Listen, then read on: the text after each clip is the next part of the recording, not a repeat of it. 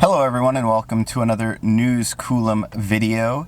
So Ford finally published their EPA filing documents for the Ford Mustang Mach-E, both the all-wheel drive and the rear-wheel drive extended range version. So those are the first two models that we're expecting to see released toward the end of this year, 2020 or early in 2021. And, you know, I'm already seeing some people, they're looking at those numbers and they're a little bit disappointed.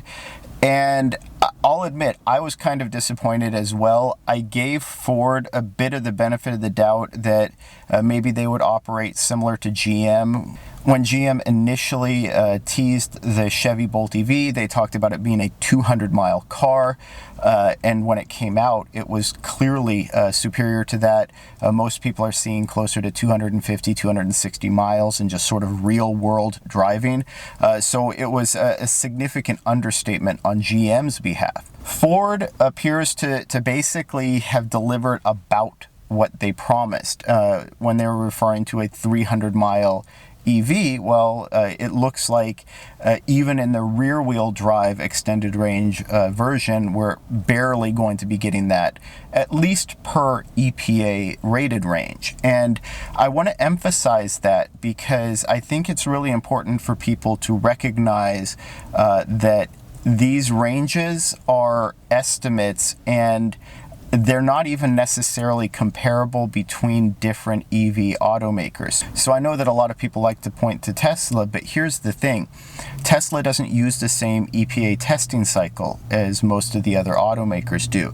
So they use the full 5-cycle testing, which really does seem to benefit them in terms of providing a more optimistic EPA rated range, whereas most of the other automakers are using a more simplified range estimate, and it gives a bit more pessimistic. Now, I'm not here to provide value judgments on which method is better. I recognize that Tesla wants to make their products compare better against internal combustion engine vehicles because they don't offer internal combustion vehicles where, you know, other automakers do. And so they don't really have a compelling reason to make EVs look better than they might be.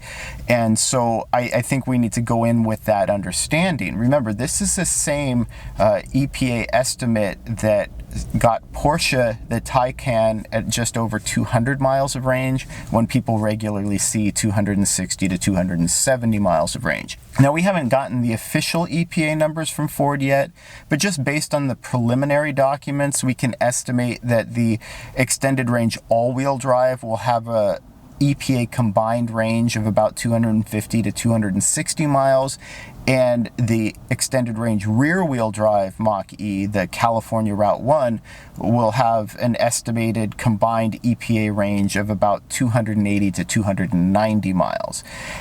And like I said, that's important when you look at a lot of these other vehicles that use that simplified range estimate. Sure, it's not reaching that more optimistic 300 plus mile range estimate that you're seeing from Tesla, but when you compare it to things like the Jaguar I-Pace or things like the Kia Niro EV or the Chevy Bolt EV or the Hyundai Kona Electric, getting that kind of a range out of a vehicle that's the size and the power of the Mach-E, that's actually pretty impressive. Because remember, this is something that in size is going to be about the same size as the Tesla Model Y.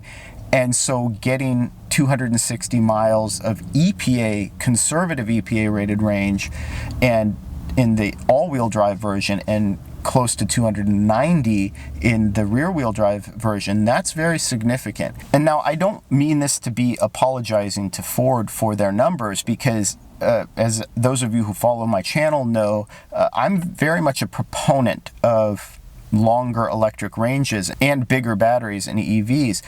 But my reasoning for it is not necessarily because of that single charge range. And there are a lot of reasons why I prefer bigger batteries and longer ranges, and a lot of it has to do with things like just driving, you're going to degrade your battery less. You're going to put less wear on a bigger battery because just the process of driving is less stressful. So that lengthens the life of these bigger battery EVs. The other thing is too, if you buy an EV with a single charge range that exceeds your needs by 20, 30, 40%, well, as that battery degrades over time, which it will, the operational life of the car is preserved because it's still meeting your needs, right? My Chevy Bolt EV is about 8% degraded from its original capacity, but because it exceeded my needs by about 20%, I'm still well within my comfort zone driving around without needing to worry about finding a charging station or things like that. So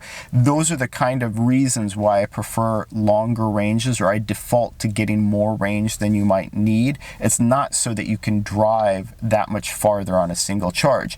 And this is where someone like Tesla, I think, maybe rightly emphasizes that more optimistic range number, because they know their drivers aren't really going to use it in a single day. You come home, you plug in, you wake up the next morning with a full battery. And when you do exceed that range, well, that's when you rely on fast chargers. And at that point, again, the range doesn't really matter as much.